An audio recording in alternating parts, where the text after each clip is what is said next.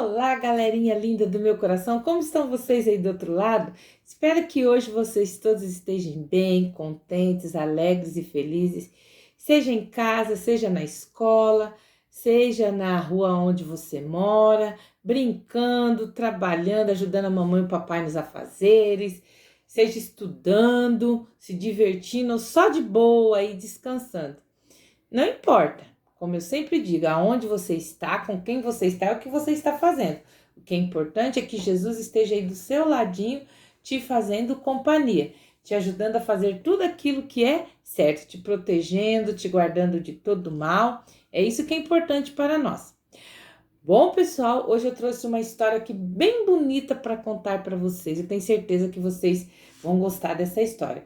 O título dela é Menina Valente. Vamos ver por que essa menina é valente? Por que essa história tem esse título? Então vamos lá, ó. Era uma vez um lindo palácio muito enfeitado, muito rico.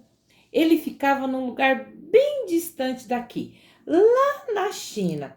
E os jardins do palácio eram maravilhosos, as plantas eram raras, os patinhos nadavam no lago, os passarinhos cantavam. Mas quem será que morava lá dentro? Era um homem muito mau, mas tão rico, tão importante, mas tão importante, que quando ele queria matar uma pessoa, ele mandava e não lhe acontecia nada. Ele era dono até da vida das pessoas daquele lugar. E a casa dele, do mandarim, quem morava nessa casa, era o mandarim. Por dentro era mais bonita e rica ainda do que por fora. Ele tinha uma sala cheinha de vasos raros e caríssimos. Ele amava aqueles vasos, ele colecionava. E cada visita importante que chegava na casa dele, ele fazia questão de entrar, mostrar o salão com os vasos tão preciosos.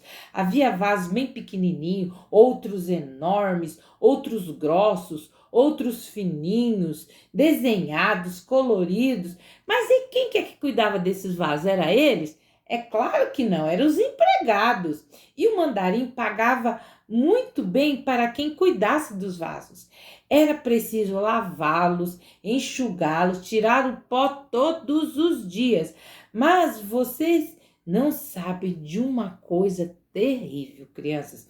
Se um empregado quebrasse um só vasinho, o mandarim mandava matá-lo.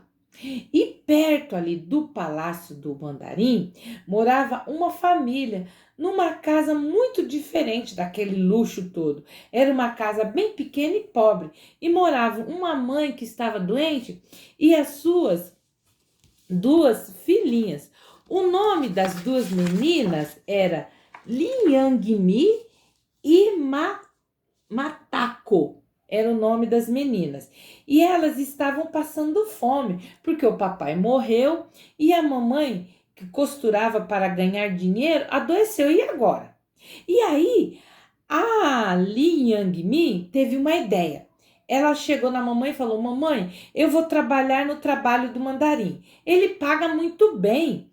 E nós vamos comer coisas gostosas, vamos ter dinheiro para comprar os remédios para a senhora e a senhora vai ficar boa logo. Ah, a mãe de Liang Min quase desmaiou. Ela até ficou sem fala. Que isso, minha filha? Nunca! Eu quero você viva. Não se lembra da sua amiguinha que quebrou um vaso na semana passada e ela foi morta? Não! Tira essa ideia da sua cabeça. E os dias foram passando quietos e tristes e a mamãe piorou. A comida acabou de uma vez e agora? Liang Mi tornou a falar sobre o emprego no palácio. E aí, muito triste, a mãe deixou, mas ela ficou com o coração apertado. E pro outro lado, né, a Liang Mi ficou toda encantada.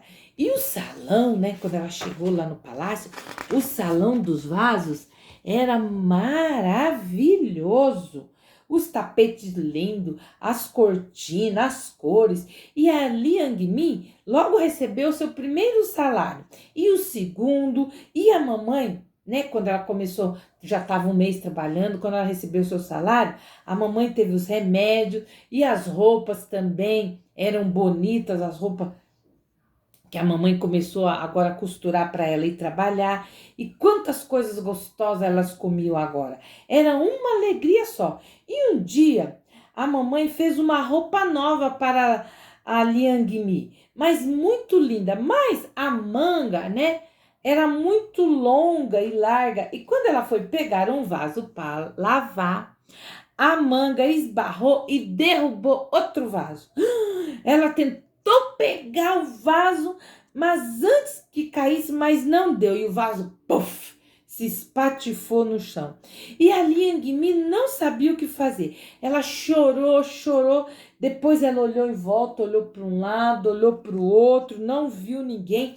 Aí depressa ela catou os pedaços do vaso quebrado, colocou dentro de um vaso maior, limpou o chão e saiu correndo para casa.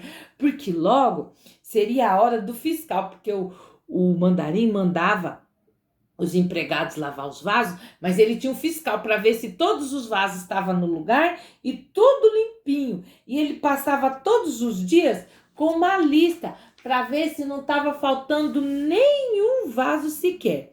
E quando a Liang Mi, né, entrou em casa chorando, a mãe abraçou e chorou muito com ela também. Depois de uns 10 minutos, a mãe perguntou: você quebrou, filhinha, um vaso? E a Liang Mi não teve voz para falar, ela só fez um sinal com a cabecinha que sim. E quando a sua irmãzinha Matako entrou na sala e as viu, começou a chorar também. Terminou a tarde, veio a noite e o dia seguinte, Liang Mi seria morta no outro dia, com certeza. E a mamãe não saiu de perto dela nem um só segundo. Ela queria aproveitar sua filhinha ao máximo até o fim, porque ela sabia que a filha dela, agora por causa daquele vaso quebrado, estava condenada à morte. E a Matako foi sozinha para o seu quarto, se ajoelhou e falou com Deus, pedindo que ele ajudasse a sua irmãzinha,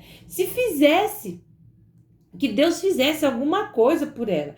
E depois ela se deitou, mas ela não pôde dormir. E de madrugada, ainda escuro, a Matako teve uma ideia. Bem quietinha, ela abriu a janela do quarto e pulou para a rua. Saiu correndo. E sabe para onde ela foi? Lá no Palácio do Mandarim. Estava clareando o dia quando ela chegou. Sem que ninguém a visse, ela entrou no palácio, procurou a sala dos vasos e não demorou muito a descobrir aonde estavam os cacos escondidos que a sua mãe tinha escondido. Ela sentiu um aperto no coração, as lágrimas escorreram dos olhinhos dela. E no mesmo instante, ela pegou o maior vaso que havia e deu um chute no vaso. O vaso caiu e quebrou. E depois ela começou a quebrar todos os vasos que podia. E ia contando. Quebrando e contando. E o barulho que ela fez foi tão grande, mas tão grande, que em 5 minutos o salão estava cheio de guardas.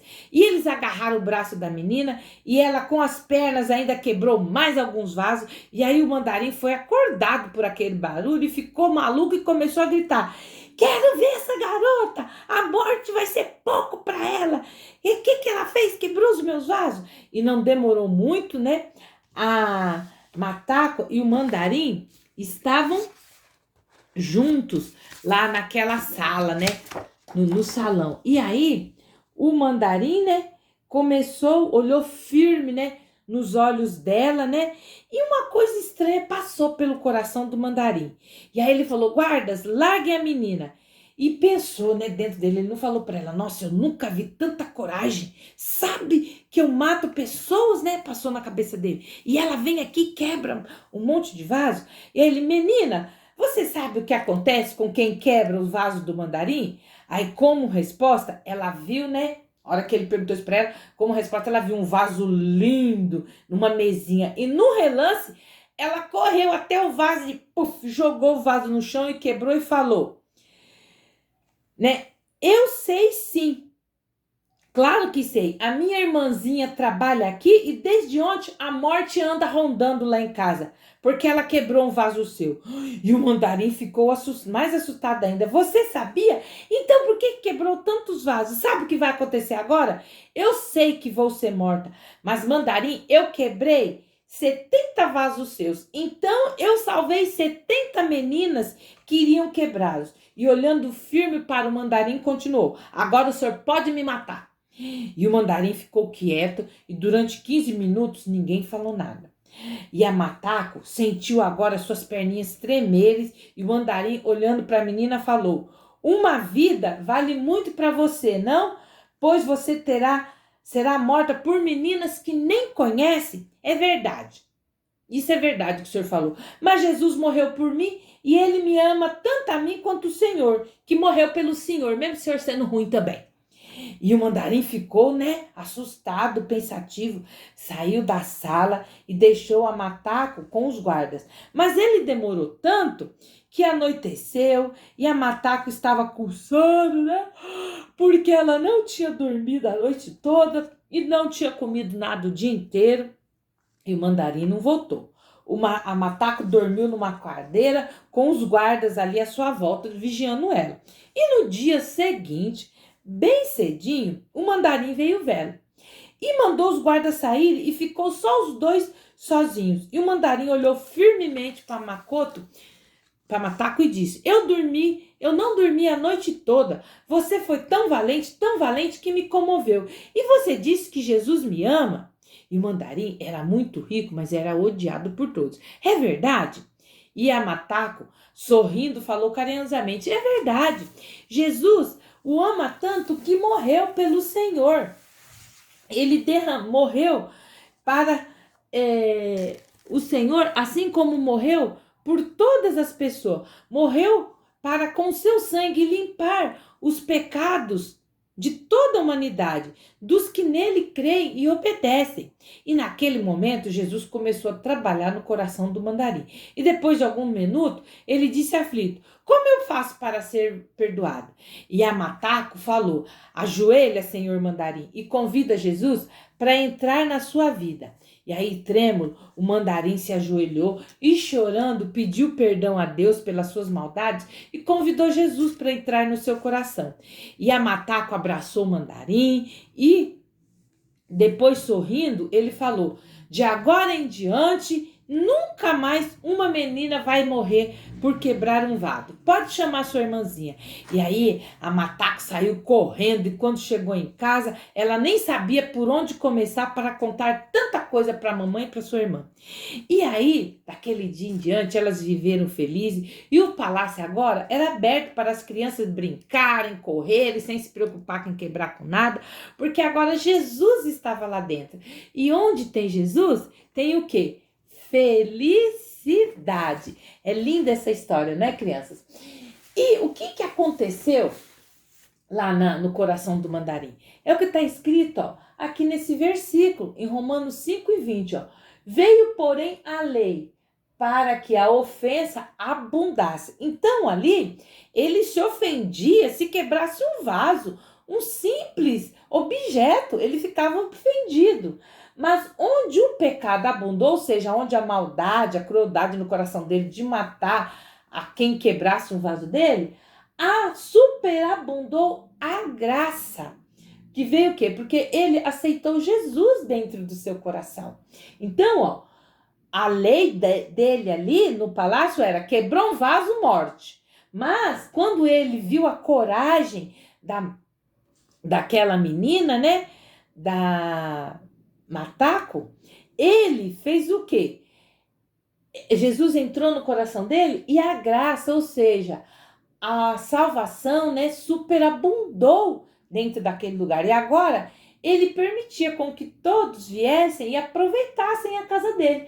Então, ó, esse é um versículo que resume o tanto que Jesus nos ama, o quanto que Jesus pode transformar um coração pecaminoso. Ó. Veio, porém, a lei para que a ofensa abundasse, ou seja, a ofensa, o pecado.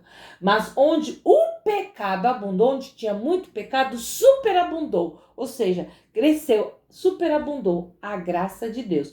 Romanos 5:20. Eu trouxe aqui uma musiquinha para cantar com vocês que fala sobre o valor de você ter Jesus bem lá no fundo do seu coração. Porque se o seu coração está cheio de Jesus, você não tem medo de nada, pode vir problemas, pode vir coisas erradas. Às vezes você, até em casa, né, quebrou um objeto da mamãe, um prato que a mamãe gostava muito, ou brincando assim, foi chutar a bola, jogou na televisão lá de última geração do papai, e paf, espatifou a tela, e você tá com medo de ser castigado ou punido por isso. Mas não se esqueça que se você tem a graça de Deus, de você confessar o seu erro, o papai e a mamãe vai te perdoar e Deus também. Então vamos lá nessa musiquinha, ó. Fundo, bem lá no fundo do meu coração, eu amo o meu Jesus. Fundo, bem lá no fundo do meu coração, você ama a Jesus. Do fundo do seu coração, você ama a Jesus. Do fundo do seu coração, sim, eu amo ao meu Jesus. Sim, eu amo ao meu Jesus. Sim, eu amo ao meu Jesus. Sim, eu amo ao meu Jesus. Sim, eu amo ao meu Jesus. Do fundo do meu coração, do fundo do meu coração, do fundo do meu coração. Então, se você for a Jesus lá do fundo do seu coração, tá tudo certo, turminha? Bom, essa foi a nossa história de hoje da menina valente, e que você aí também seja valente para, quando você fizer alguma coisa errada, confessar, porque em 1 João também 1:9 fala: se confessarmos os nossos pecados, Deus o Pai é fiel e justo para nos perdoar de todo pecado e de toda injustiça. E que você seja valente também para falar de Jesus para o seu coleguinha. Bom, turminha, esse foi a nossa história de hoje, tá bom? Entra no nosso canal Virtude Kids e Teens, se inscreve, aperta lá o sininho na opção todos, para que todas as vezes que eu postar vídeo, o YouTube notifique vocês, tá bom? Curte, comenta, compartilha essa história para aquele amiga sua assim que às vezes está passando assim por uma situação de medo, que acha que não vai ter solução. Aí você fala: não, olha, ouve essa história aqui da menina valente. Se você tem Jesus aí do seu lado, tudo vai dar certo. Um beijo para vocês e até o nosso próximo encontro. Tchau, tchau.